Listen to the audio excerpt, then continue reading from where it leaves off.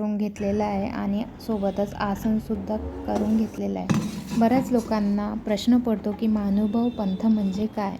तर महानुभाव पंथ म्हणजे मराठी भाषेला धर्मभाषेचे स्थान देणारा धर्म म्हणजे महानुभाव पंथ.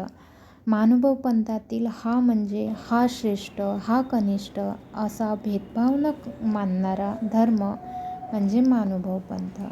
महानुभाव पंथातील नु म्हणजे नुसती श्रद्धा नको तर ज्ञान हवे असे प्रतिपादन करणारा धर्म म्हणजे महानुभाव पंथ. महानुभाव पंथातील भा म्हणजे भावाला अन्याय भक्तीची जोड देणारा धर्म म्हणजेच महानुभाव पंथ. त्यातील व म्हणजे वर्तनाची शुचिता, वाणीची मधुरता जपणारा धर्म म्हणजेच महानुभाव पंथ. महानुभाव पंथातील प म्हणजे पंचकृष्णाचे पूजन करणारा धर्म म्हणजेच महानुभाव पंथ.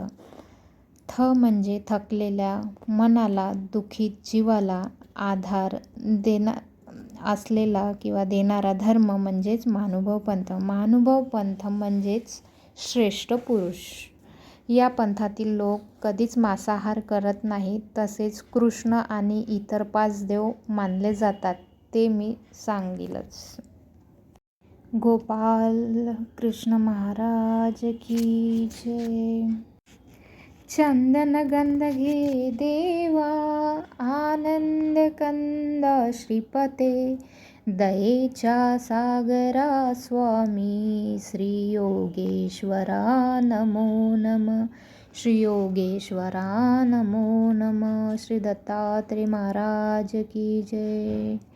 मनाची सुमने माझी, अर्पितो भाव सौरभ, काठिन्य हृदयाची तू करावे कुसुमासम, करावे कुसुमासम. श्री चक्रपाणी प्रभू महाराज की जय. नागपत्रकराचे हे नारियल, परिशिर प्रतिज्ञा ही सुपारीची, भाववीणा तुझ सर्पितो. श्री गोविंद प्रभू महाराज की जय. जय तू मंगला देवा, मंगल रूपा माधवा, तेज रूपा हृदयी माझ्या, तेज देई जगतपते, तेज देई जगतपते. सर्वज्ञ श्री चक्रधर स्वामी की जय. दंडवत.